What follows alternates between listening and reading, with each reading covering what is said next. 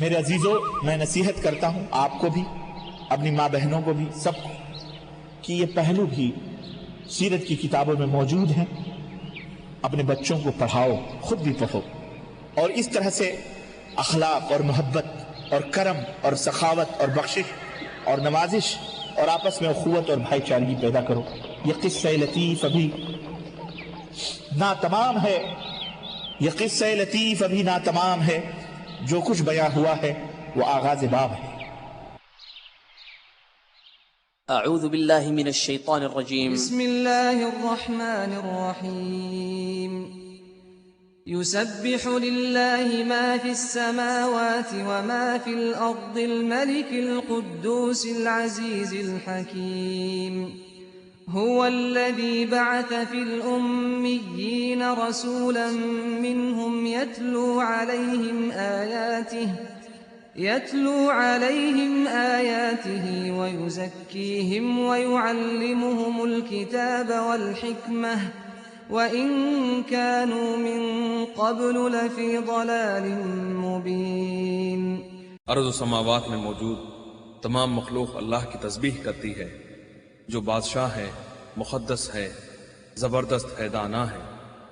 وہی ہے جس نے ان پڑھ لوگوں میں انہی سے ایک رسول بھیجا جو انہیں اللہ کی آیات پڑھ کر سناتا ہے، ان کو پاک کرتا ہے اور انہیں کتاب و حکمت کی تعلیم دیتا ہے، اگرچہ وہ اس سے پہلے سرہی گمراہی میں پڑے ہوئے تھے۔ بسم اللہ الرحمن الرحیم الحمد للہ رب العالمین والصلاة والسلام علی اشرف الانبیاء والمرسلین نبینا محمد وعلی آلہ وصحبہ اجمعین۔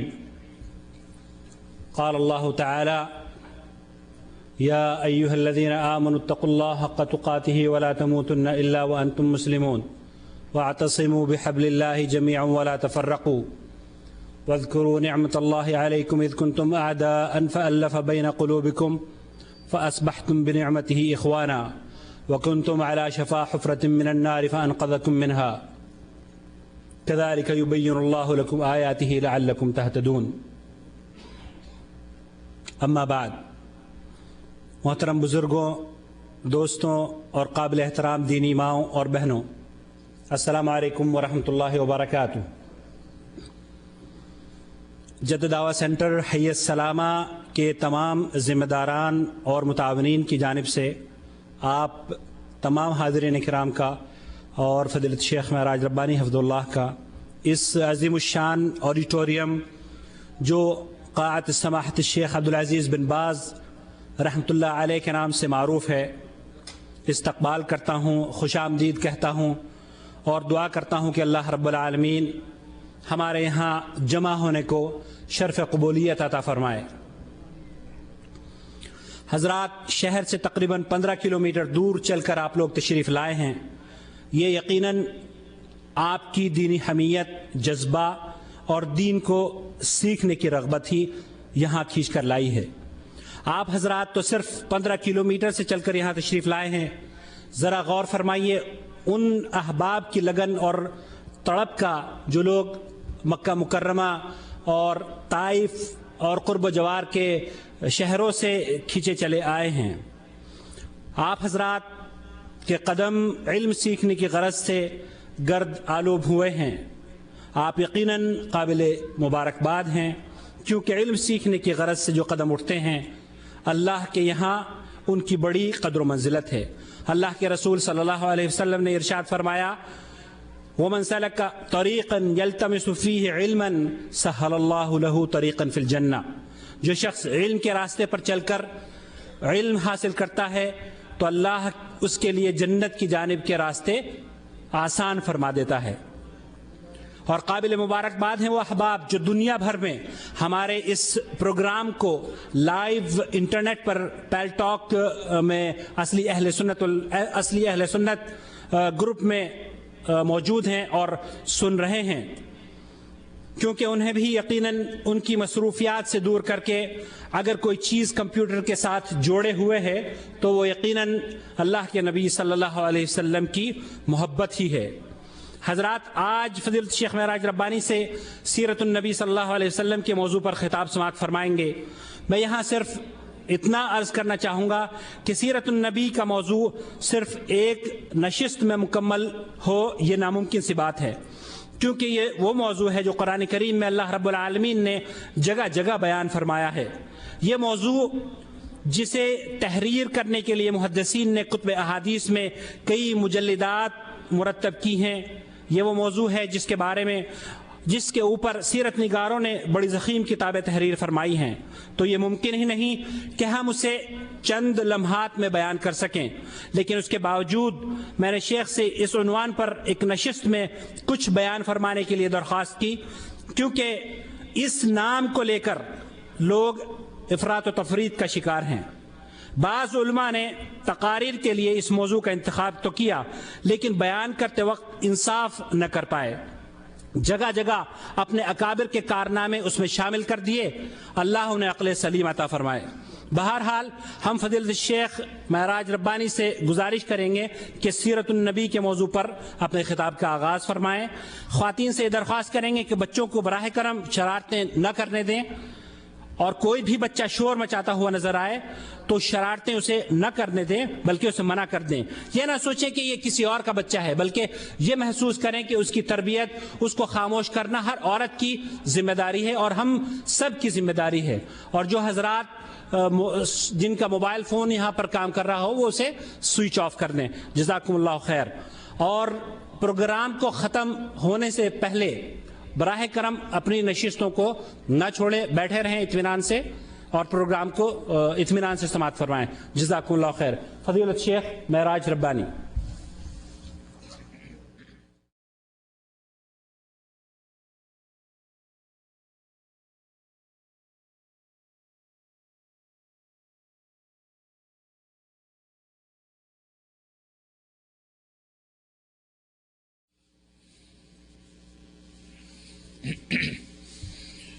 السلام علیکم ورحمۃ اللہ وبرکاتہ۔ الحمد للہ نحمده ونستعینه ونستغفره ونؤمن به ونتوکل علیہ ونعوذ باللہ من شرور انفسنا ومن سیئات اعمالنا، من يهده الله فلا مضل له ومن يضلله فلا هادي له، واشهد ان لا اله الا الله واشهد ان محمدا عبده ورسوله، اما بعد فان خیر الحدیث کتاب اللہ وخير الهدي هدي محمد صلى الله عليه وسلم، وشر الأمور محدثاتها وكل محدثة بدعة وكل بدعة ضلالة وكل ضلالة في النار۔ قال الله تبارك وتعالى في كلامه المجيد: أعوذ بالله السميع العليم من الشيطان الرجيم، بسم الله الرحمن الرحيم، يا أيها الذين آمنوا اتقوا الله حق تقاته ولا تموتن إلا وأنتم مسلمون، واعتصموا بحبل الله جميعا ولا تفرقوا، وقال تعالى في مقام آخر: لقد كان لكم في رسول الله أسوة حسنة۔ اللهم صل على محمد وعلى آل محمد كما صليت على إبراهيم وعلى آل إبراهيم إنك حميد مجيد، اللهم بارك على محمد وعلى آل محمد كما باركت على إبراهيم وعلى آل إبراهيم إنك حميد مجيد۔ تمام قسم کی حمد و ثنا، کبریائی اور بڑائی اس اللہ عز و جل کے لیے لائق و زیبہ ہے جس نے ہمیں اور آپ کو پیدا فرمایا، اور بیش بہا درود و سلام اس ذات مبارکہ مطہرہ پر جن کا نام نامی اسم گرامی احمد مجتبیٰ محمد مصطفیٰ صلی اللہ علیہ وسلم۔ برادران اسلام، نوجوان دوستوں، بزرگوں اور بھائیوں اور قابل احترام اسلامی ماں اور بہنوں، آج بتاریخ 17 جمادی الاول 1426 ہجری مطابق 23 جون سن 2005 عیسوی کو فضیلت الشیخ سماحت الشیخ علامہ ابن باز رحمہ اللہ کے اس خوبصورت اور حسین حال میں اسلامک گائیڈنس سینٹر حی السلامہ جدہ سعودی عرب کے زیر اہتمام جو یہ جلسہ منعقد ہوا ہے، اس مبارک اور بابرکت محفل میں جس موضوع پر مجھ ناچیز سے خطاب کرنے کا حکم ملا ہے، مجھ ناچیز کو جس موضوع پر خطاب کرنے کے لیے کہا گیا ہے وہ موضوع ہے سیرت النبی صلی اللہ علیہ وسلم۔ اللہ تبارک و تعالیٰ نے قرآن کریم کے اندر ارشاد فرمایا: لقد کان لکم فی رسول اللہ اسوۃ حسنہ۔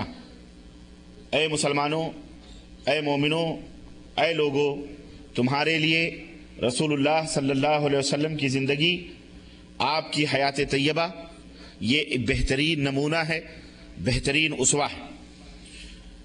آج کی یہ محفل نبی خاتم المرسلین کی سیرت طیبہ کے نام سے معنون ہے، اور جیسا کہ ابھی آپ نے برادرم بھائی محمد عاقل سے یہ بات سماعت فرمائی کہ نبی کریم صلی اللہ علیہ وسلم کی پاکیزہ زندگی کے چند گوشوں کو سننے کے لیے اور نبی علیہ الصلوۃ والسلام کی حیات مبارکہ کے چند عطربیز زندگی کے لمحوں کو سننے کے لیے ہم اور آپ یہاں حاضر ہوئے ہیں۔ آپ نے یہ بھی ابھی سماعت فرمایا کہ اللہ کے رسول صلی اللہ علیہ وسلم کی حیات طیبہ پر روشنی ڈالنا مکمل طور پر اس مختصر سے وقت میں یقیناً دریا کو کوزے میں سمیٹنے کے مترادف ہے۔ سوال یہ ہے کہ کیا اس مختصر سے وقت میں نبی رحمت صلی اللہ علیہ وسلم کی حیات مبارکہ کو پیش کر دینا مجھ جیسے کم علم کے لیے ممکن ہے؟ وہ نبی رحمت جن کی زندگی کامل و مکمل قرآن کی تصویر ہے، وہ نبی جو چلتے پھرتے اٹھتے بیٹھتے سوتے جاگتے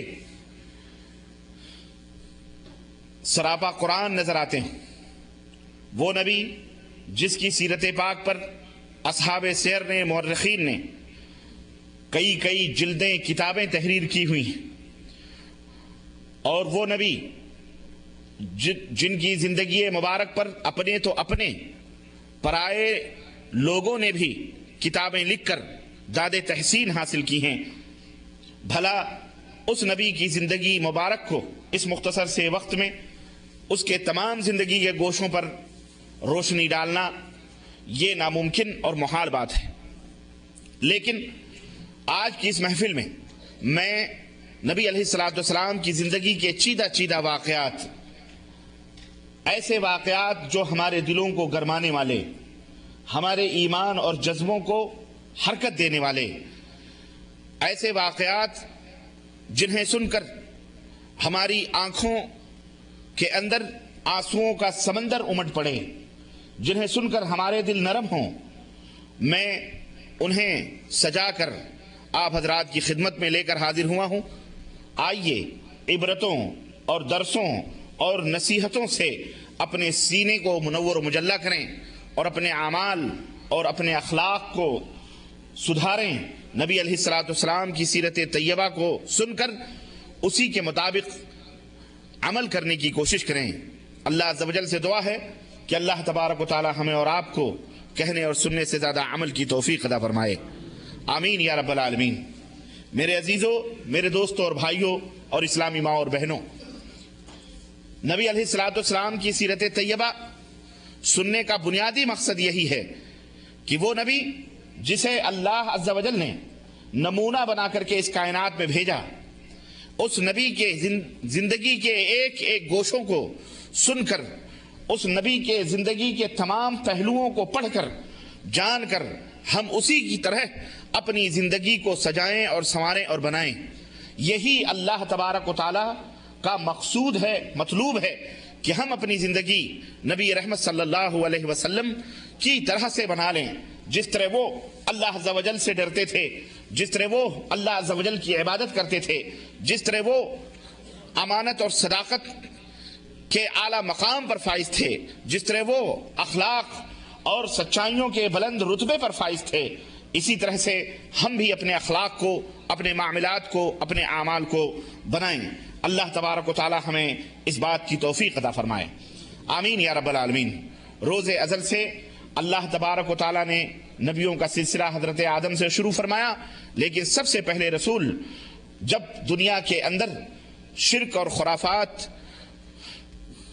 خرافات پیدا ہوئے اور دنیا اللہ عز و جل کی عبادت و بندگی سے اعراض کر کے شیطان کی عبادت و بندگی کرنے لگی، تو اللہ تبارک و تعالی نے اپنی طرف سے رسولوں کا سلسلہ جاری فرمایا، اور سب سے پہلے رسول حضرت نوح علیہ السلام کے کندھے پر پیغام اور رسالت کی ذمہ داری دے کر اللہ عز و جل نے انہیں دعوت و تبلیغ اور اس کی نشر و اشاعت کے لیے منتخب فرما کر اس دنیا کے اندر پیدا فرمایا۔ چنانچہ حضرت نوح علیہ السلام دعوت و تبلیغ کے اس میدان میں 950 برس تک لوگوں کو توحید کی دعوت دیتے رہے، لوگوں کو اللہ عز و جل کی طرف بلاتے رہے۔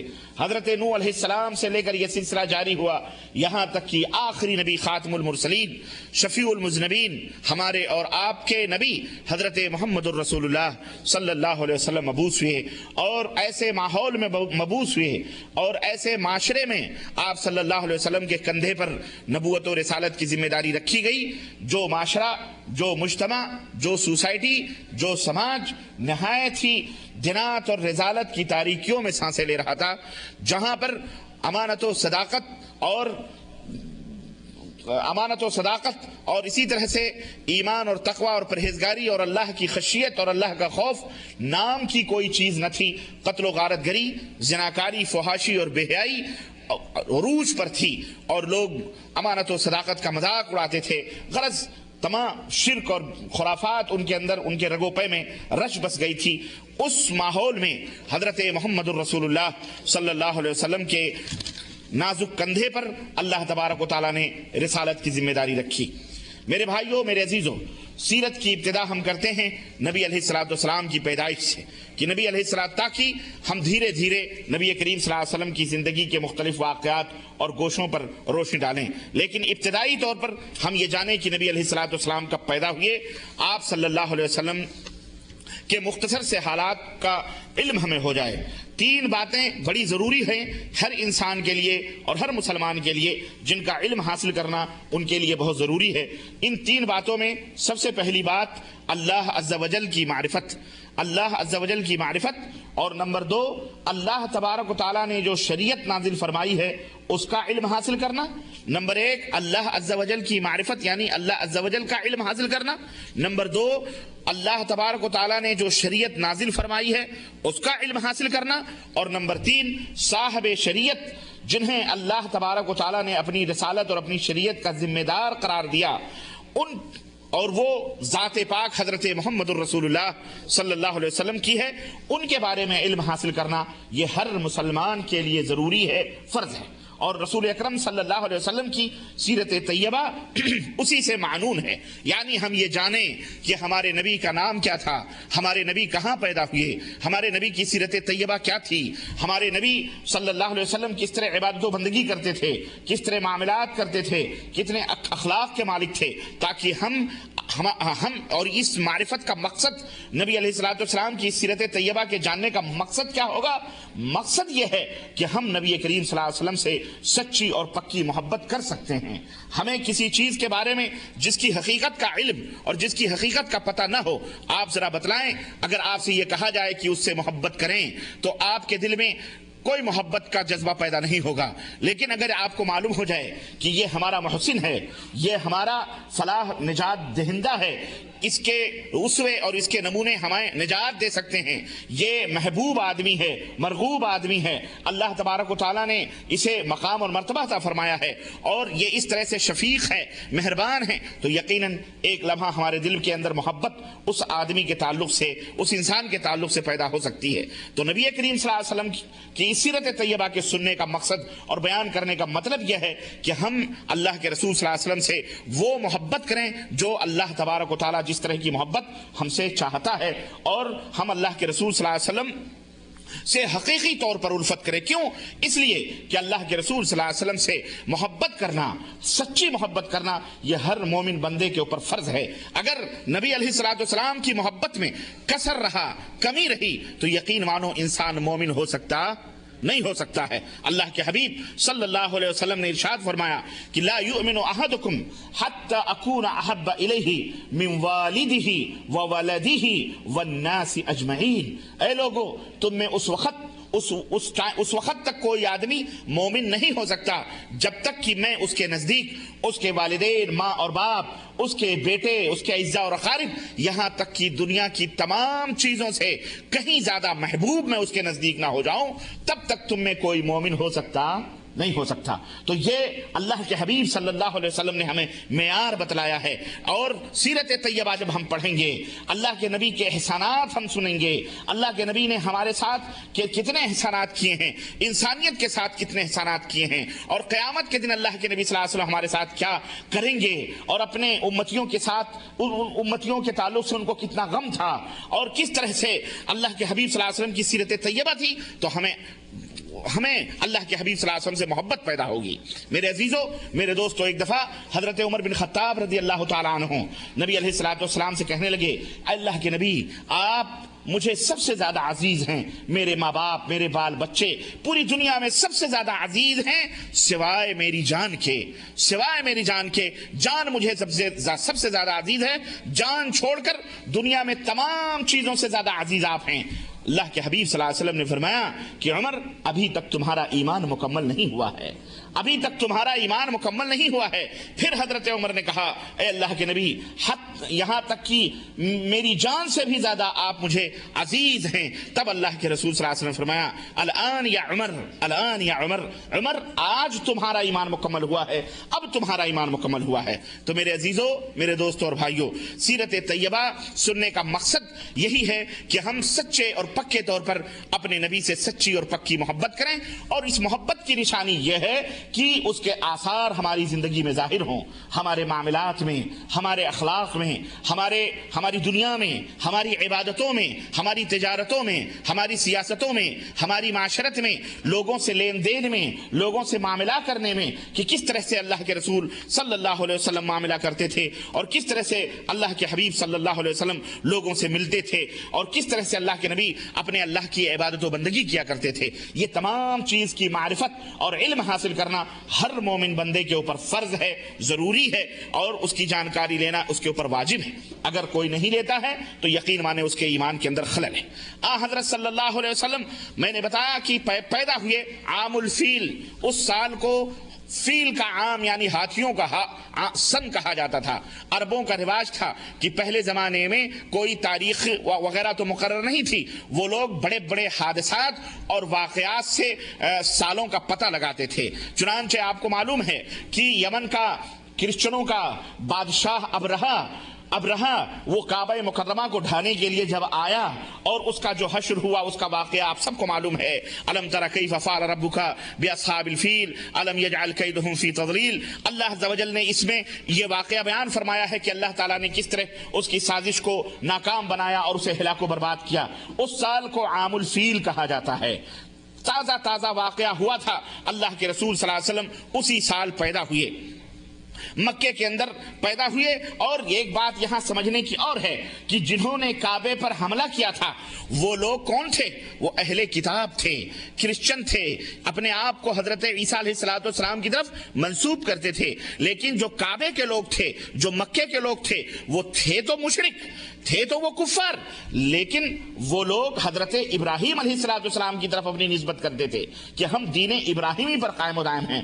لیکن کعبہ کو ڈھانے کے لیے اہل کتاب بھی آئے تو اللہ تبارک و تعالیٰ نے، دونوں طرف شر ہے، لیکن ان مشرکین کی مدد کرتے ہوئے ان کرسچنوں کو اللہ تعالیٰ نے، ان عیسائیوں کو، نصرانیوں کو اللہ تعالیٰ نے ہلاک و برباد کیا، اور چڑیوں کے ذریعے سے ان مشرکوں کی اپنے گھر کی حفاظت کے لیے اللہ تبارک و تعالیٰ نے ان کی مدد کی. سمجھ آ رہی ہے بات کی نہیں سمجھ آ رہی؟ تو بھلے وہ اہل کتاب تھے، لیکن اللہ تبارک و تعالیٰ نے ایک سمجھے معجزاتی طور پر ان کی مدد کی. اور اللہ تبارک تعالیٰ نے مدد اس لیے کی، اللہ کی مشیت یہ تھی تاکہ اس واقعے کے ذریعے خانہ کعبہ اور قریش اور مکہ کی بزرگی یہ دنیا کے سامنے مسلم ہو جائے کہ یہ کوئی معمولی گھر نہیں. اے اہل کتاب، چاہے یہودی ہو چاہے نصرانی ہو، یہ وہ گھر ہے جسے ابراہیم نے خود اللہ کے حکم سے تعمیر کیا تھا. آج تم اس کی تذلیل کے لیے آئے ہو، اس کی توہین کے لیے آئے ہو. تمہارے اوپر بھی ضروری ہے کہ اس گھر کا احترام کرو. اور ایک طرح سے یہ پیشین گوئی بھی تھی کہ ان قریب وہ نبی ظاہر ہونے والا ہے، وہ نبی پیدا ہونے والا ہے جو تمہاری کتابوں کے اندر جس کے تذکرے موجود ہیں، جس نبی کے اوصاف موجود ہیں، اور جس نبی کی پیشین گوئی تمہارے نبی عیسیٰ علیہ السلام بھی کر کے گئے ہیں، ان قریب وہ نبی پیدا ہونے والا ہے۔ وہی عام الفیل کہلاتا ہے جس سال نبی کریم صلی اللہ علیہ وسلم پیدا ہوئی۔ نبی کریم صلی اللہ علیہ وسلم کا نسب نامہ کیا تھا؟ آپ کا حسب و نسب، آپ اعلیٰ حسب و نسب کے مالک تھے، قوم اشرف قوم تھی آپ کی، سب سے شریف قوم کے اندر آپ پیدا ہوئے، آپ کا قبیلہ اشرف تھا، آپ کا خاندان سب سے زیادہ اعلیٰ اور افضل تھا، اور آپ صلی اللہ علیہ وسلم کا نسب نامہ یہ تھا کہ محمد ابن عبداللہ ابن عبد المطلب ابن ہاشم بن عبد مناف بن قصی بن کلاب بن مرہ بن کعب بن لوئی بن غالب بن فہر بن مالک بن نضر بن کنانہ بن خزیمہ بن مدرکہ بن یاس بن مضر بن نزار بن معد بن عدنان، یہاں تک باپ دادا پردادا لکڑ دادا اوپر کا جتنا بھی عدنان تک ہے، یہ اللہ کے رسول صلی اللہ علیہ وسلم کے دادا پردادا لکڑ دادا اور پورے اوپر تک، یہاں تک اہل سیر متفق ہیں کہ یہاں تک اللہ کے نبی صلی اللہ علیہ وسلم کا نسب ایک دم واضح ہے، متحقق ہے اور صاف ہے۔ اس کے بعد روایات مختلف ہیں، بہرحال اس کا انکار نہیں کیا جا سکتا، لیکن اس کے اوپر مکمل طور پر بھروسہ بھی نہیں کیا جا سکتا ہے۔ لیکن یہ بات واضح ہے کہ عدنان کا اسماعیل علیہ السلام کی اولاد سے ہونا یقینی ہے کہ اللہ تبارک تعالیٰ نے حضرت اسماعیل کی اولاد سے حضرت محمد الرسول اللہ صلی اللہ علیہ وسلم کو پیدا فرمایا، جنہیں ذبی اللہ بھی کہا جاتا ہے۔ صحابہ، تابعین اور علماء امت کا اس بات کے اوپر اتفاق ہے۔ نبی علیہ السلام پیدا ہوئے، اس تعلق سے بہت سارے واقعات بیان کیے جاتے ہیں، لیکن اکثر و بیشتر واقعات اس کے اندر ضعیف ہیں اور صحیح نہیں ہیں، لیکن بہرحال واقعات بیان کیے گئے ہیں، روایات کے اندر موجود ہیں تو وہ ہیں۔ لیکن اللہ کے رسول صلی اللہ علیہ وسلم جب پیدا ہوئے، اس سلسلے میں آپ کی پیدائش ہوئی، اب اس سلسلے میں بہت زیادہ موضوع روایتیں بھی لوگوں نے بیان کی ہیں، مجھے اس کی ضرورت نہیں ہے، کیونکہ نبی کریم صلی اللہ علیہ وسلم کی جو 40 سالہ زندگی ہے وہ ہمارے لیے اسوہ اور نمونہ نہیں، بلکہ نبوت کی 40 کے بعد جو 23 سالہ زندگی نبی علیہ السلام نے گزاری ہے وہ ہمارے لیے اسوہ اور نمونہ ہے۔ لیکن اس کے بارے میں معلومات حاصل کر لینا بھی ہمارے لیے ضروری ہے کہ ہم معلوم کریں۔ اللہ کے رسول صلی اللہ علیہ وسلم، بعض لوگ کہتے ہیں کہ اس سلسلے میں مختلف روایات ہیں کہ آپ مختون پیدا ہوئے تھے، یعنی آپ ختنہ کیے ہوئے پیدا ہوئے تھے، بعض لوگ کہتے ہیں مختون نہیں پیدا ہوئے تھے بلکہ آپ کا ختنہ عبد المطلب نے کروایا تھا 7ویں دن۔ المہم اس سے ہم کو کوئی غرض نہیں، اللہ کے رسول بہت سارے بچے بھی آج بھی ختنہ کیے ہوئے بھی پیدا ہوتے ہیں، ایسی کوئی وہ بات نہیں۔ آپ صلی اللہ علیہ وسلم کی رضائی مائیں کتنی تھیں؟ ایک تو حقیقی ماں جو آمنہ بنت وہب تھی، اور دوسری رضائی مائیں یعنی وہ مائیں جنہوں نے آپ صلی اللہ علیہ وسلم کو دودھ پلایا تھا۔ اس میں سویبیہ جو ابو لہب کی لونڈی تھی، اس کے بارے میں آتا ہے کہ سب سے پہلے دودھ سویبیہ نے پلایا تھا جو ابو لہب کی لونڈی تھی، چند دن دودھ پلایا تھا، اور اس دودھ میں آپ صلی اللہ علیہ وسلم کے شریک عبداللہ ابن عبد الاشد المخزومی، مسروح ابن سویبیہ اور آپ کے چچا حضرت حمزہ ابن عبد المطلب بھی شریک تھے۔ گویا حضرت حمزہ بن عبد المطلب جو تھے یہ آپ کے رضائی بھائی بھی تھے اور آپ کے چچا بھی تھے۔ جو فتح مکہ اور اس کے بعد اور اسی میں اور اب اس کے بعد سویبیہ کے بعد حلیمہ رضی اللہ تعالیٰ عنہ، جنہیں سعدیہ کہا جاتا ہے، انہوں نے دودھ پلایا، اور آپ صلی اللہ علیہ وسلم کے اس میں شریک عبداللہ ابن حلیمہ رضی اللہ تعالیٰ عنہ، اور پھر آپ کے چچیرے بھائی ابو سفیان بن حارث بن عبد المطلب تھے جو آپ کے سخت ترین دشمن تھے، یہاں تک کہ فتح مکہ کے بعد وہ اسلام انہوں نے قبول کیا۔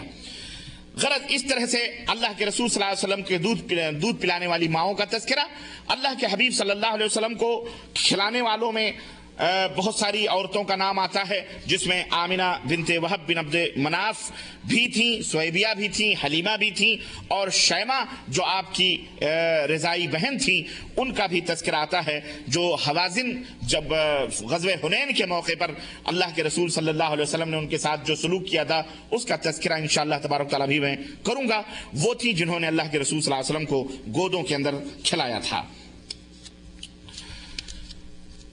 آپ صلی اللہ علیہ وسلم جب پیدا ہوئے، پیدائش سے پہلے ہی آپ کو یہ پتا ہے کہ آپ کا ننیحال مدینہ منورہ تھا۔ نبی علیہ السلام کا ننیحال کہاں تھا؟ مدینہ منورہ آپ کا ننیحال تھا۔ والد کا سایہ سر سے پیدا ہوتے ہی اٹھ چکا تھا، اور پھر ابھی 7 سال کے ہی نبی علیہ الصلوۃ والسلام 7 سال کے بھی نہ ہوئے تھے کہ ماں کی مامتا سے بھی محروم ہو گئے۔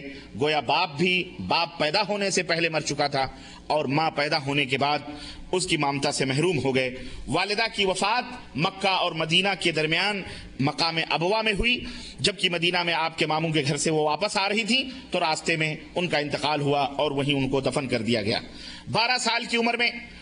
اور ظاہر ہے کہ ماں کے انتقال کے بعد دادا عبد المطلب نے انہیں اپنے گودوں میں کھلایا، اور دادا عبد المطلب جو تھے یہ اللہ کے حبیب صلی اللہ علیہ وسلم کی بڑی قدر اور بڑی عزت کیا کرتے تھے، جبکہ ان کے چچا بھی ان کے ہم عمر بھی باز تھے۔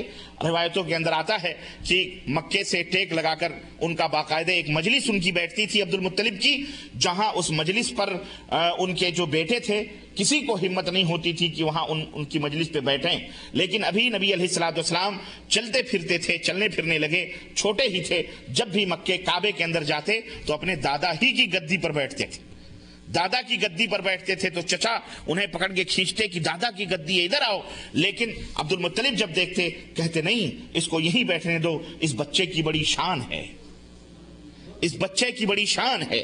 اس طرح سے وہ عزت دیتے تھے، عزت کرتے تھے۔ یتیم تھا بچہ، اس وجہ سے بہت زیادہ شفقت اور مہربانی بھی تھی، اور بہت ساری چیزیں پیدائش کے بعد دودھ پلانے کے وقت اور سارے واقعات وہ سن چکے تھے، اس وجہ سے ان کی عزت کافی ہوا کرتی تھی۔ چنانچہ عبد المطلب نے گود لیا، ان کے بعد پھر جب ان کا انتقال ہوا تو چچا ابو طالب نے جو کثیر العیال تھے، بہت زیادہ ان کے بھی بچے تھے، انہوں نے ان کو پالا اور پوسا، اور 12 سال کی عمر میں شفیق چچا کے ہمراہ ملک شام بھی تشریف تجارت کے لیے لے کے گئے، لیکن اسی سفر میں بحیرہ راہب راستے میں ملا، اور ابو طالب کو کہا کہ اس بچے کو شام مت لے جاؤ ورنہ وہاں کے یہودی اس کو غضب اور نقصان پہنچائیں گے۔ چنانچہ نبی علیہ الصلوۃ والسلام کو ایک غلام کے ذریعے سے ابو طالب نے مکہ واپس دوبارہ بھیج دیا۔ پھر جب آپ صلی اللہ علیہ وسلم 25 سال کے ہوئے، اس دوران آپ صلی اللہ علیہ وسلم پھر تجارتی قافلوں کے ساتھ کارواں لے کر شام کا انہوں نے سفر کیا، شہر بصرہ بھی گئے۔ واپسی میں حضرت خدیجہ بنت خویلد سے حضرت نبی کریم صلی اللہ علیہ وسلم کی شادی ہوئی۔ آپ حضرات اس حقیقت کو جانتے ہیں، حضرت خدیجہ یہ پہلی خاتون تھی جن کی عمر 40 سال کی تھی، اور مکے کی بہت ہی مالدار خاتون تھیں، اور روایتوں کے اندر آتا ہے اتنی مالدار تھیں کہ ان کے سفر کے جو سامان تجارت کے بدھا کرتے تھے سونے کی رسیوں سے بدھا کرتے تھے، اتنی مالدار تھی۔ اور اللہ کے رسول صلی اللہ علیہ وسلم کا تذکرہ وہ سنا کرتی تھی مکے کے اندر، بڑے بڑے اور مکے کے تاجر اور بڑے بڑے سردار اور بڑے بڑے قبیلوں کے رئیس حضرت خدیجہ الکبریٰ کو پیغام نکاح بھیجتے تھے کہ آپ مجھ سے شادی کر لیں، لیکن حضرت خدیجہ الکبریٰ راضی نہیں ہوتی تھی۔ اخیر میں نبی کریم صلی اللہ علیہ وسلم سے ان کی شادی ہوئی، اور انہیں فخر حاصل ہوا کہ نبی علیہ الصلوۃ والسلام کی وہ بیوی بنی اور ہم مومنوں کی پہلی ماں بنی۔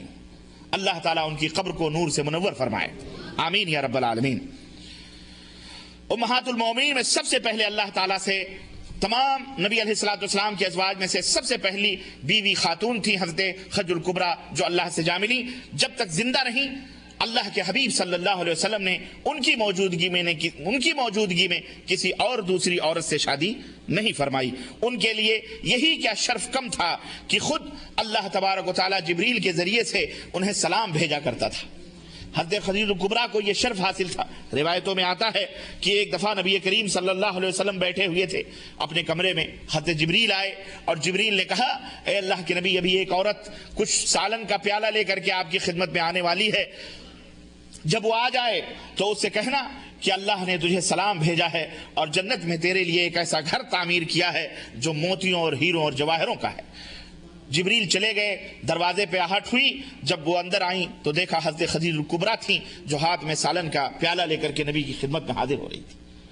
یہ بہت بڑا شرف کہ اللہ تبارک و تعالیٰ عرش سے ان کے لیے سلام کا پیغام بھیجے، انہیں جنت کی بشارت دنیا کے اندر دے۔ لیکن میرے بھائیوں کہ ای سعادت بزور بازو نیست، یہ نیکی اور یہ سعادت اور یہ مقام و مرتبہ جو حضرت خدیجہ الکبریٰ کو ملا، یہ کوئی ان کے بازو کی یہ ایسے نہیں ملا، یہ جو ہے اللہ تبارک و تعالیٰ کی راہوں میں انہوں نے جو قربانیاں دی اور جو پیش کی اللہ تبارک و تعالیٰ اللہ کے رسول صلی اللہ علیہ وسلم کی حمایت میں اور مدد میں، اللہ اکبر، اس کا تذکرہ آپ کی خدمت میں تھوڑی دیر میں کچھ رکھوں گا، نمونے رکھوں گا تاکہ آپ حضرات واقف ہوں، ہماری مائیں بہنیں بھی اس سے واقف ہوں کہ کس طرح سے انہیں نبی کریم صلی اللہ علیہ وسلم کی بیوی کا اس نبی علیہ الصلوۃ والسلام کی بیوی کس طرح سے عورتوں کے لیے اسوہ اور نمونہ ہوتی تھی۔ سال پر سال گزرتے گئے، یہاں تک کہ ایک وقت آیا جب آپ صلی اللہ علیہ وسلم تنہائی پسند ہو گئے اور مقام حرا کا سنسان غار یہی نبی کریم صلی اللہ علیہ وسلم کا مونس و ہمدم ہو گیا۔ اسی میں مسلسل کئی راتیں اور دن تدبر اور تفکر اور اللہ عز و جل کی عبادت و بندگی میں نبی علیہ الصلوۃ والسلام گزارتے رہے۔ بتوں سے بچپن سے نفرت تھی، آبائی دین سے بیزاری تھی، کسی چیز سے اتنے بیزار نہ تھے جتنے بت اور باپ داداؤں کے دین سے نبی علیہ الصلوۃ والسلام بیزار تھے۔ وہی کا آغاز ہوا اسی غار حرا میں۔ ایک دن اللہ کے نبی صلی اللہ علیہ وسلم اللہ کی تفکر اور تدبر میں بیٹھے ہوئے تھے کہ اچانک فرشتہ آیا اور دیکھ کر اللہ کے نبی خوفزدہ ہوئے، اور فرشتے نے اللہ کے نبی کو پکڑا اور کہا اقرا، کہا ما انا بقارئ۔ اللہ کے رسول صلی اللہ علیہ وسلم نے فرمایا کہ میں پڑھنا نہیں جانتا۔ پھر کہا اقرا، کہا ما انا بقارئ، میں پڑھنا نہیں جانتا۔ 3 دفعہ اس طرح سے آپ کو چمٹایا اپنے جسم سے، اس کے بعد کہا اقرا اقرا بسم ربک الذی خلق، اور یہ چند آیتیں اللہ کے رسول صلی اللہ علیہ وسلم کو پڑھائیں اس نے، اور پھر اس کے بعد وہ رخصت ہوا۔ یہ سب سے پہلی وحی تھی جو اللہ کے رسول صلی اللہ علیہ وسلم کے اوپر آئی۔ 40واں سال ختم ہوا غار حرا میں، نبوت و رسالت کا آفتاب طلوع ہوا اور تاج رسالت نبی علیہ الصلوۃ والسلام کے سر مبارک پر رکھ دیا گیا، اور تمام مخلوقات کے لیے آپ پیغمبر بنا کر کے بھیجے گئے۔ سب متفق ہیں کہ آپ صلی اللہ علیہ وسلم کی بعثت 2 شنبہ کے دن ہوئی تھی۔ کون سے دن ہوئی تھی؟ پیدائش حضرت صلی اللہ علیہ وسلم کی 2 شنبہ یعنی پیر کے دن ہوئی تھی، اور نبوت بھی حضرت صلی اللہ علیہ وسلم کو کون سے دن ملی تھی؟ پیر ہی کے دن ملی تھی۔ اور بھی آگے بڑھیں، معراج بھی آپ صلی اللہ علیہ وسلم کی پیر کے دن ہوئی تھی، ہجرت بھی آپ صلی اللہ علیہ وسلم نے پیر کے دن فرمائی تھی۔ اور یہی نہیں بلکہ وفات کے سلسلے میں تو خیر مختلف روایتیں ہیں، لیکن اس میں بھی پیر ہی کا دن آتا ہے، کیا حضرت صلی اللہ علیہ وسلم کی وفات بھی پیر کے دن ہوئی تھی۔ بہرحال 8 ربیع الاول 41 عام الفیل میں آپ صلی اللہ علیہ وسلم رسالت سے سرفراز ہوئے۔ بعض اسے رمضان میں بھی بعض روایتیں آتی ہیں، بتایا گیا ہے۔ المہم لوگوں کا، مفسرین کا اور اسی طرح سے اصحاب سیر کا اس میں اختلاف ہے۔ آپ صلی اللہ علیہ وسلم کی جو وحی آتی تھی اللہ کی طرف سے، اس کی کئی قسمیں تھیں، اس میں ہم اس علمی بحث میں ہم نہیں جانا چاہتے۔ مختصراً جائزہ ہم نبی کریم صلی اللہ علیہ وسلم کی سیرت کا، آپ کی زندگی کا آپ خدمت میں رکھ رہے ہیں۔ دعوت کی بنیاد جیسا کہ میں نے بتایا نبوت سے پڑ چکی تھی، آغاز گھر سے کیا گیا۔ اللہ عز و جل نے فرمایا کہ وَأَنذِرْ عَشِيرَتَكَ الْأَقْرَبِينَ، اے نبی اپنے قریبی رشتہ داروں کو ڈرائیے اللہ تعالیٰ سے اور جہنم سے۔ اس طرح سے اہل بیت کو دعوت حق پہنچائی۔ پھر قوم کی طرف آپ متوجہ ہوئے، تمام عربوں کو جن میں کوئی نبی مبعوث نہیں ہوا تھا، عربوں میں کوئی نبی مبعوث نہیں ہوا تھا۔ پھر قیامت تک ان تمام قوموں کے لیے اسے چھوڑ گئے جن کے کانوں تک وہ پہنچے۔ ابتدا میں 3 سال تک خفیہ چھپا کر کے یہ دعوت کا سلسلہ چلتا رہا۔ ایک زمانہ آیا کہ اللہ تبارک و تعالیٰ نے حکم دیا فَاصْدَعْ بِمَا تُؤْمَرْ وَأَعْرِضْ عَنِ الْمُشْرِكِينَ، اے نبی اب وقت آ گیا ہے کہ آپ دین کو کھلم کھلا لوگوں کے سامنے بیان کریں اور مشرکوں کی آپ پرواہ نہ کریں۔ چنانچہ جب یہ آیت کریمہ نازل ہوئی تو نبی علیہ الصلوۃ والسلام کوہ صفا پر کھڑے ہوئے اور تمام مکے کے لوگوں کو آواز دی اور کہا کہ اے مکے کے لوگوں، یہ بتلاؤ کہ اگر میں تم سے یہ کہوں کہ اس پہاڑ کے پیچھے ایک دشمن لشکر جرار لے کر کے کھڑا ہوا ہے تو بتلاؤ کیا تم میری باتوں کا یقین کرو گے؟ وہ تم پر حملہ کرنے والا ہے۔ تو تمام مکے کے لوگوں نے کہا ہاں ہم یقین کریں گے، اس لیے کہ ہم نے ان 40 سالہ زندگی میں کبھی بھی یا 43 سالہ زندگی میں کبھی بھی آپ کو جھوٹ بولتے ہوئے نہیں دیکھا ہے. آپ امین ہیں، صادق ہیں. چنانچہ نبی علیہ الصلوۃ والسلام نے فرمایا کہ اگر تم مجھے امین اور صادق سمجھتے ہو تو سنو اللہ تبارک تعالیٰ کا یہ پیغام. کہو قولوا لا الہ الا اللہ تفلحوا، لا الہ الا اللہ کہو اور مجھے اپنا رسول مانو، مجھے اپنا پیغمبر مانو، کامیاب ہو جاؤ گے. ایک دوسری روایت میں ہے قولوا لا الہ الا اللہ تملک العرب والعجم، لا الہ الا اللہ کہو اللہ کے سوا کوئی معبود حقیقی نہیں، عرب و عجم کے مالک ہو جاؤ گے. بہرحال جس نے انکار کیا آپ کو معلوم ہے کہ گالیوں کا سب سے پہلا پتھر غیروں سے نہیں بلکہ آپ صلی اللہ علیہ وسلم کا اپنا حقیقی چچا ابو لہب، جس نے نبی علیہ السلام محمد بن عبداللہ کی پیدائش پر، اپنے بھتیجے کی پیدائش پر، جب نبوت کا تاج آپ کے سر پہ نہیں رکھا گیا تھا، اس کا اعلان نہیں ہوا تھا، اس وقت اپنے بھتیجے کی پیدائش کی خوشی میں جس نے سویبیہ لونڈی کو آزاد کیا تھا، وہی چچا جب یہ کلمہ لا الہ الا اللہ کی صدا سنتا ہے تو کہتا ہے تبن لک یا محمد الہذا جمعتنا، اے محمد صلی اللہ علیہ وسلم تیرے ہاتھ ٹوٹ جائیں، کیا تو نے ہمیں اسی لیے جمع کیا ہے. بہرحال میرے عزیزو، یہ تقریر تھی، کلمہ توحید کی صدا تھی جو فاران کی چوٹی سے بلند ہوئی، اور جسے علامہ حالی نے کہا کہ وہ بجلی کا کڑکا تھا یا صوت ہادی، وہ بجلی کا کڑکا تھا یا صوت ہادی، عرب کی زمین جس نے ساری ہلا دی، عرب کی زمین جس نے ساری ہلا دی.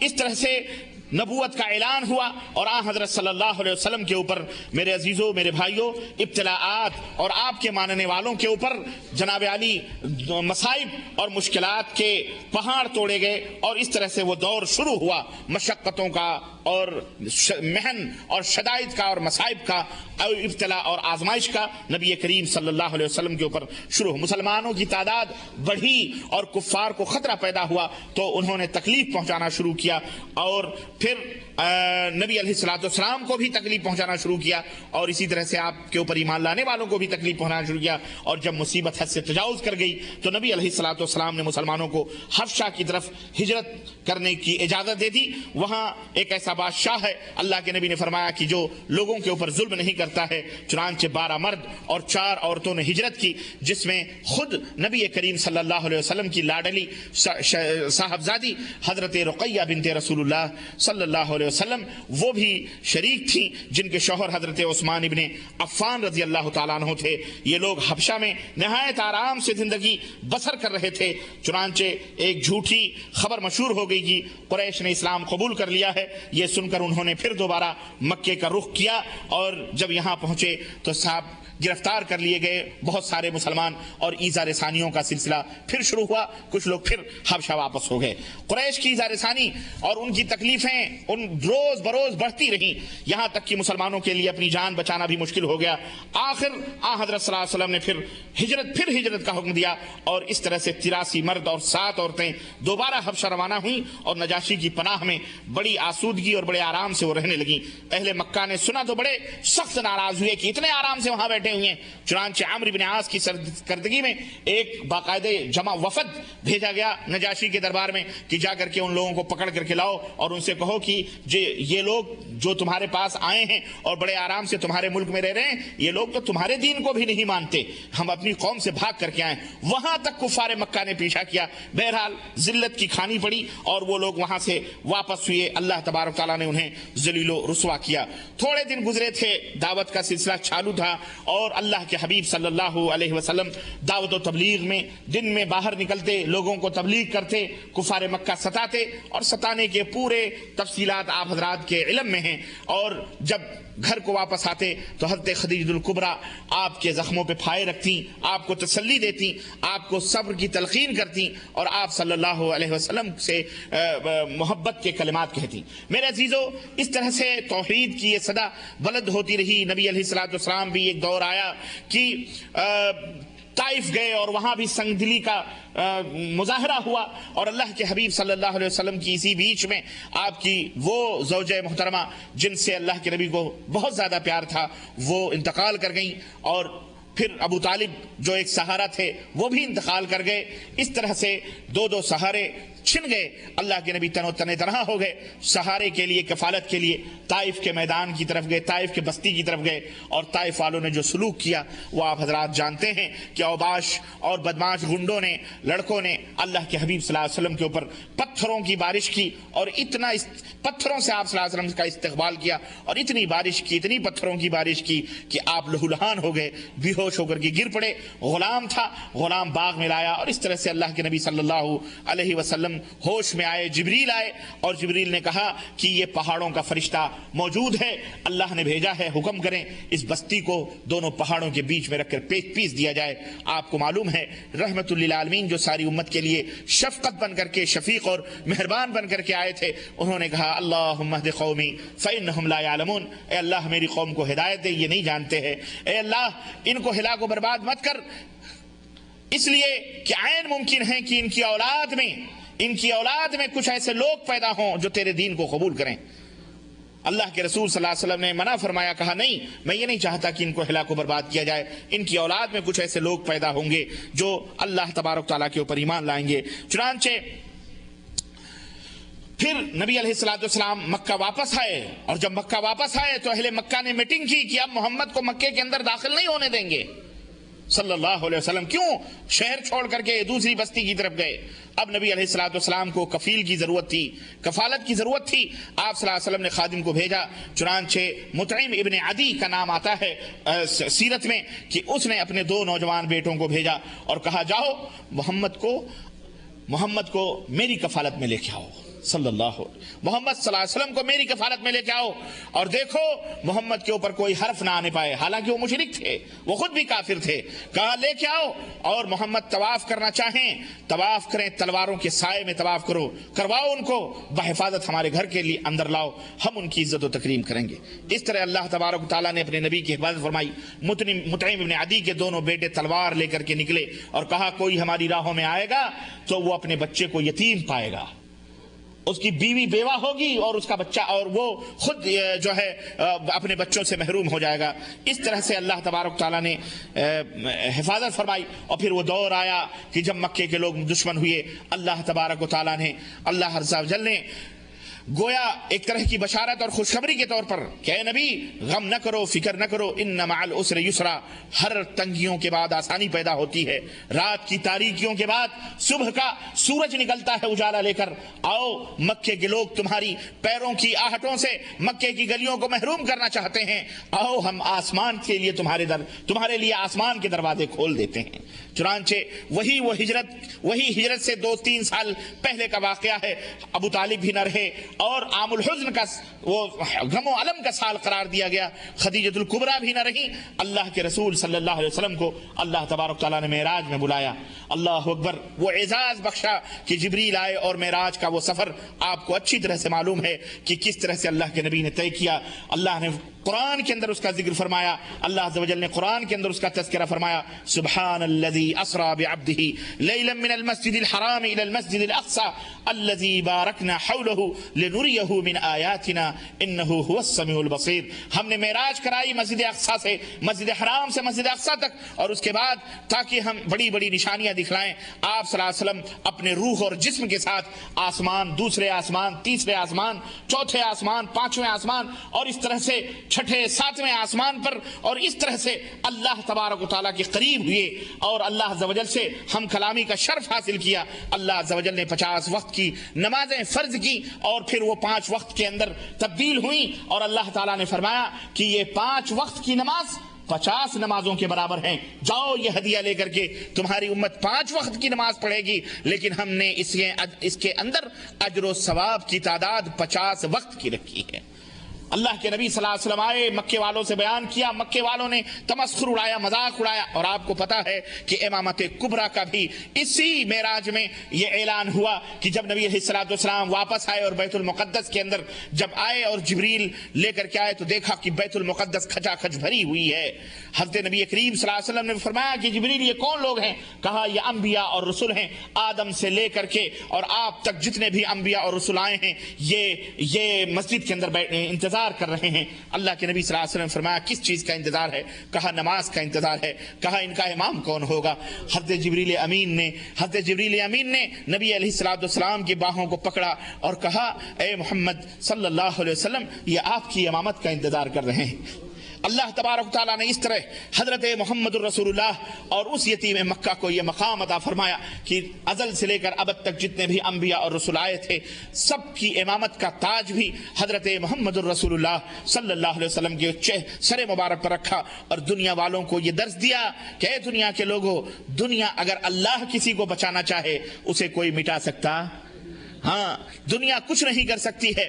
اپنے نبی کا پیغام اور اپنا پیغام اپنے نبی کے ذریعے سے قیامت تک اللہ تبارک تعالیٰ پہنچائے گا، اور انشاءاللہ تبارک تعالیٰ یہ واقعات ہمیں یہ بتلاتے ہیں آج جن چیزوں سے ہم نا امید اور مایوسیت کے اور قنوطیت کے شکار ہیں کہ آج دنیا کے اندر اسلام کو رسوا کیا جا رہا ہے، بدنام کیا جا رہا ہے، مسلمانوں کو بدنام کیا جا رہا ہے، داڑھی والوں کو بدنام کیا جا رہا ہے، نیک اور شریف مسجدوں کو آباد کرنے والوں کو بدنام کیا جا رہا ہے۔ آج دنیا مایوسیت کا شکار ہو رہی ہے، لیکن جو لوگ نبی علیہ الصلوۃ والسلام کی سیرت طیبہ کو پڑھتے ہیں، جانتے ہیں، سمجھتے ہیں، وہ اس حقیقت کو اچھی طرح سے جانتے ہیں کہ یہ کوئی مشکلات نہیں ہیں۔ مشکلات تو وہ تھے جو ہمارے آقا و مولا حضرت محمد الرسول اللہ صلی اللہ علیہ وسلم ان کے صحابہ برداشت کر کے گئے، جو ظلم و ستم کی چکیوں میں وہ پسے ہیں، اس کے باوجود بھی اللہ تبارک تعالیٰ نے اس دین کو غالب کیا، اور آپ نے دیکھا، پوری دنیا نے دیکھا کہ پورا عرب زیر نگیں ہوا۔ وہی طائف کے لوگ جو آپ صلی اللہ علیہ وسلم کو پتھر مارتے تھے، اللہ تبارک تعالیٰ نے ان کی نسلوں میں ایسے لوگوں کو پیدا کیا کہ سارے کے سارے طائف کے لوگ مسلمان ہو گئے۔ تو یہ ان مع العسر یسرا، ہر تنگی کے بعد آسانی ہوتی ہے، یہ اللہ تبارک تعالیٰ کا میسج ہے، یہ پیغام ہے، اور مسلمانوں کے لیے اس کے اندر بشارت اور خوشخبری بھی ہے۔ اس سیرت طیبہ سے ہمیں یہ معلوم ہوا۔ المہم اس طرح سے طائف سے آپ صلی اللہ علیہ وسلم معراج سے واپس ہوئے، اور اس کے کچھ دنوں کے بعد حضرت صلی اللہ علیہ وسلم کو بھی اللہ تبارک و تعالیٰ نے ہجرت کا حکم دیا، اور آپ ہجرت کر کے مدینہ منورہ تشریف لائے۔ وہ ہجرت کا دن بھی جس دن اجازت ملی وہ دوشنبہ اور شوال کا ربیع الاول کا مہینہ تھا، اور بعض لوگ کہتے ہیں سفر کا مہینہ تھا۔ بہرحال حضرت ابوبکر صدیق رضی اللہ تعالیٰ عنہ کے ہمراہ نبی علیہ الصلوۃ والسلام، ان کے غلام عامر بن فہیرہ اور رہبر عبداللہ بن ارقط جو ہم رکاب تھے، ان سفر جاری کیا اور ہجرت کر کے مدینہ منورہ کی طرف آئے۔ 3 دن تک غار ثور کے اندر آپ نے گزارا، کیونکہ مشرکین تعاقب میں تھے۔ پھر سمندر کے ساحل کی راہ لے کر کے مدینہ کے قریب پہنچے۔ 12 ربیع الاول پیر کا دن تھا۔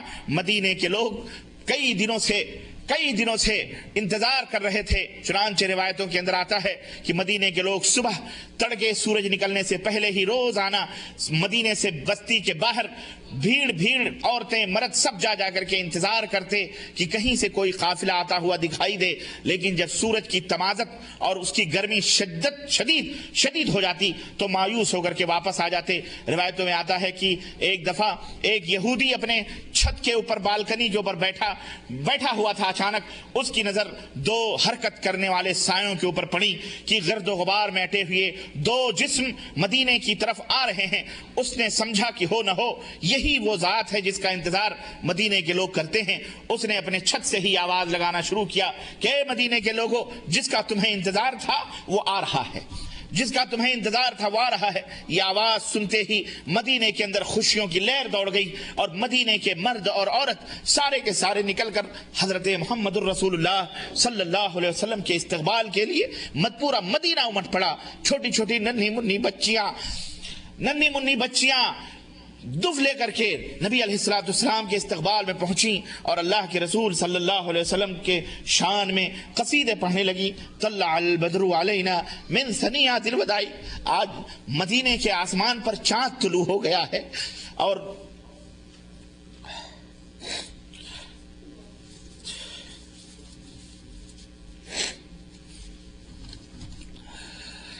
نبی علیہ الصلوۃ والسلام کشاں مدینے کی طرف آئے۔ بہرحال یہ واقعہ بھی اگر آپ ہجرت کا واقعہ پڑھیں گے سیرت کی کتابوں میں، میرے عزیزوں، میرے دوستوں، ایک لمحہ اپنے نبی کا ایک لمحہ عبرتوں اور نصیحتوں سے بھرا ہوا ہم مومنوں کے لیے بہت بڑی نصیحتیں اور بہت بڑی تسلیاں اور اللہ تبارک تعالیٰ کی رحمتوں اور برکتوں کی بہت ساری نشانیاں ان واقعات میں اور ان سیرت طیبہ کے اس کے اندر موجود ہیں۔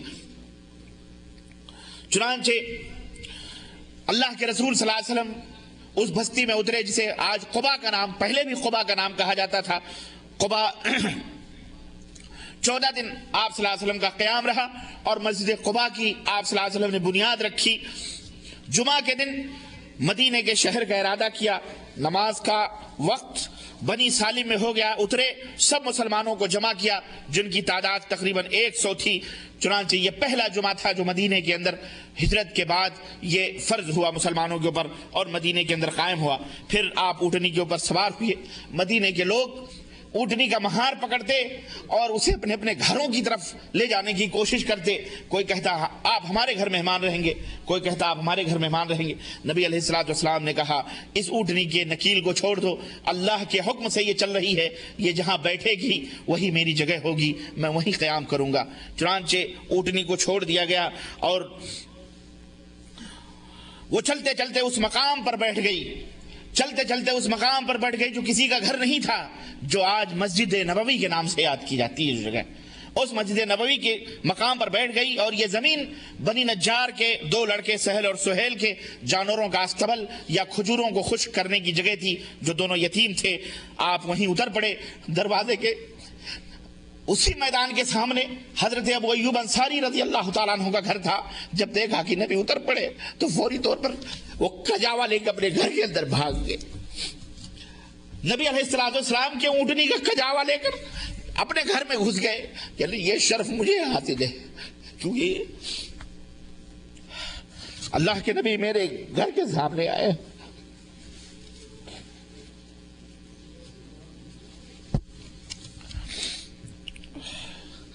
وہی جگہ تھی جہاں نبی علیہ الصلوۃ والسلام نے مسجد تعمیر کی، کھجوروں کی۔ یہ مسجد قباء کے بعد یہ سب سے پہلی مسجد تھی جسے یہ شرف حاصل ہوا کہ اللہ کے رسول صلی اللہ علیہ وسلم نے فرمایا کہ جو اس کے اندر نماز پڑھے اسے ایک نماز پڑھنے کا ثواب 1000 کے برابر ملتا ہے۔ اور اسی کے قرب میں، اسی کے جوار میں وہیں ابو ایوب انصاری کا گھر تھا۔ ابو ایوب انصاری 2 منزلہ ان کا گھر تھا۔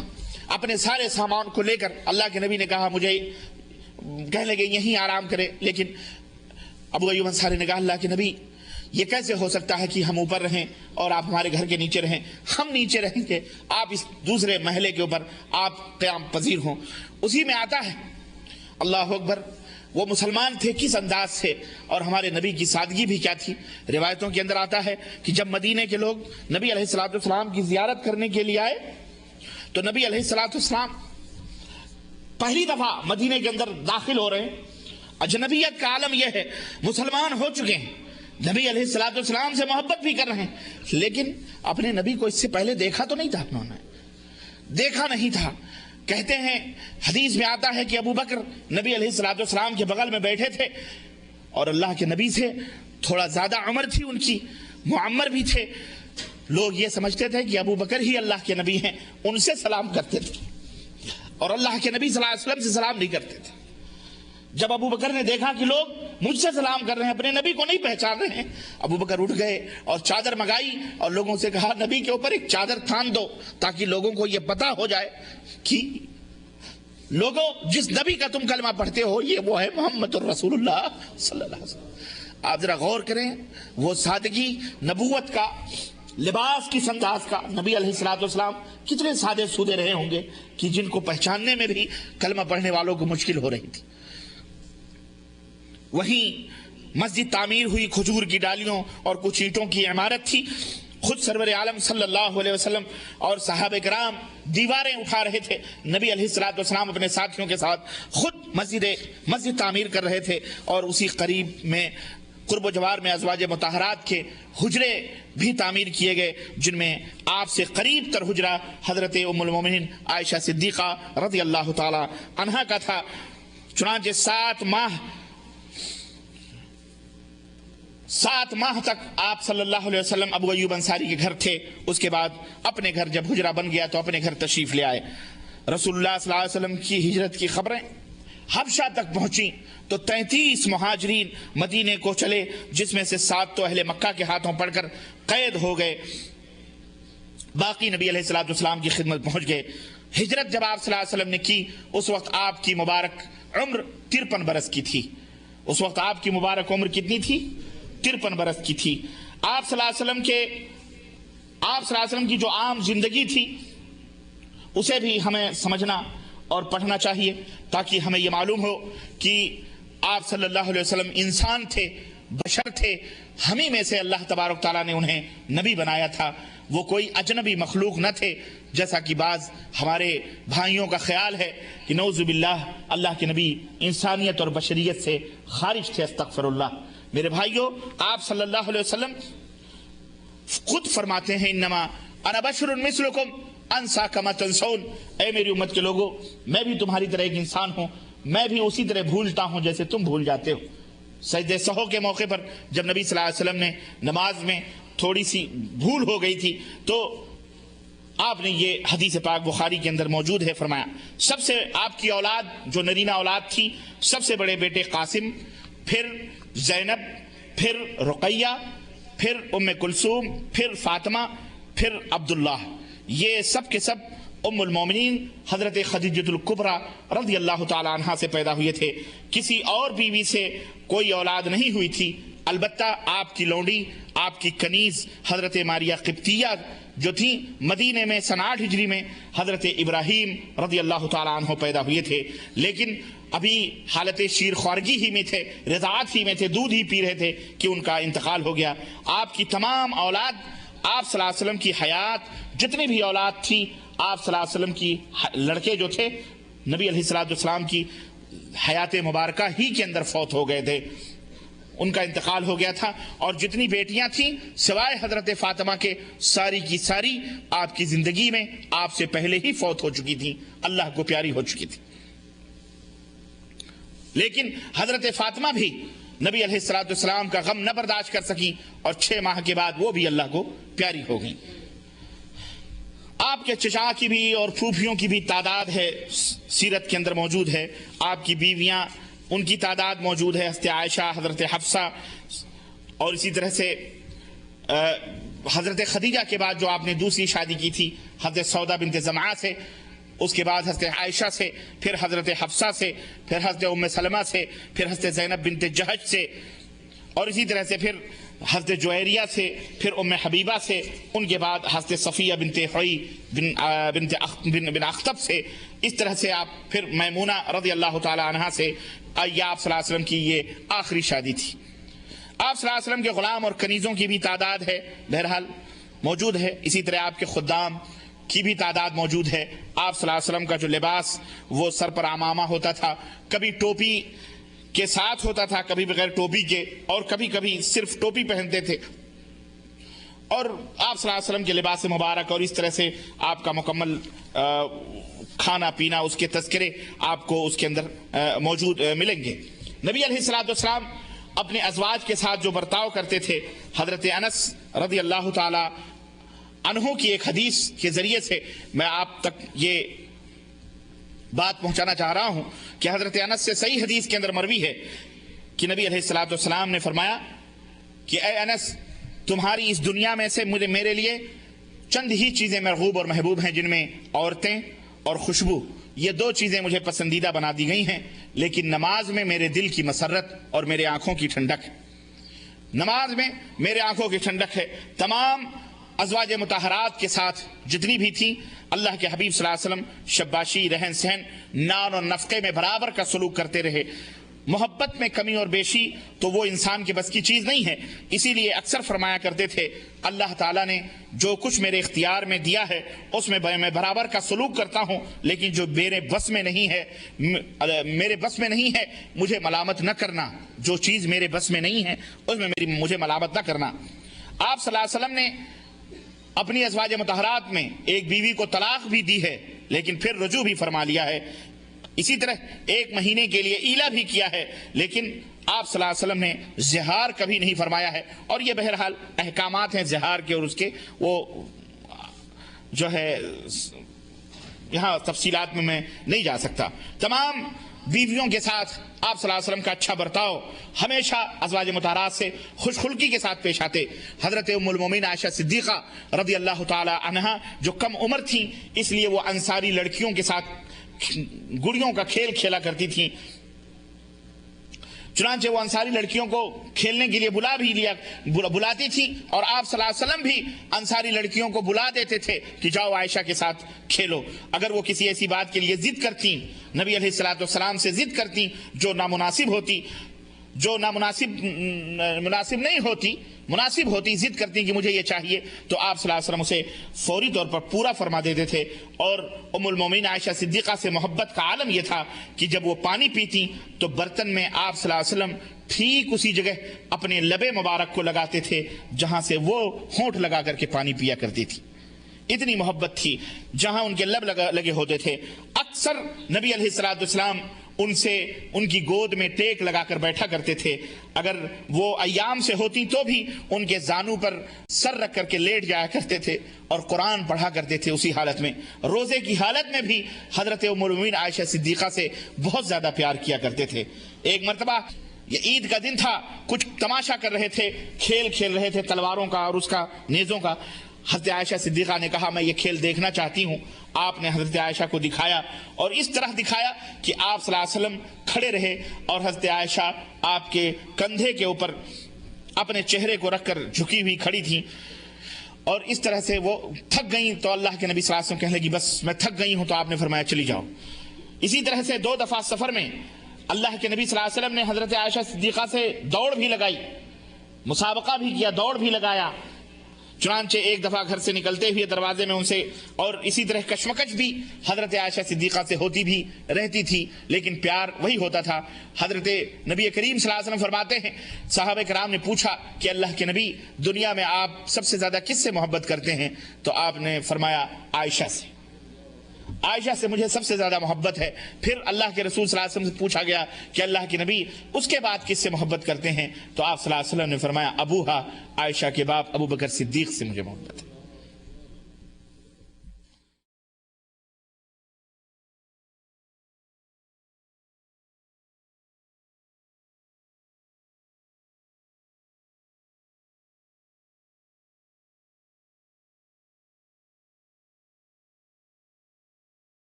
أعوذ بالله من الشيطان الرجيم. بسم الله الرحمن الرحيم. الحمد لله رب العالمين الرحمن الرحيم مالك يوم الدين إياك نعبد وإياك نستعين اهدنا الصراط المستقيم صراط الذين أنعمت عليهم غير المغضوب عليهم ولا الضالين.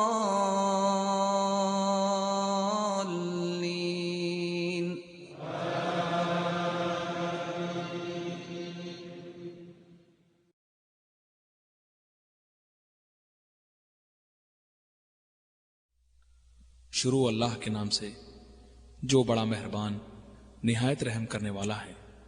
سب تعریف اللہ تعالیٰ کے لیے ہے جو تمام جہانوں کا پالنے والا ہے، بہت بخشش کرنے والا، بڑا مہربان، بدلے کے دن کا مالک ہے. ہم تیری ہی عبادت کرتے ہیں اور تجھی سے مدد مانگتے ہیں.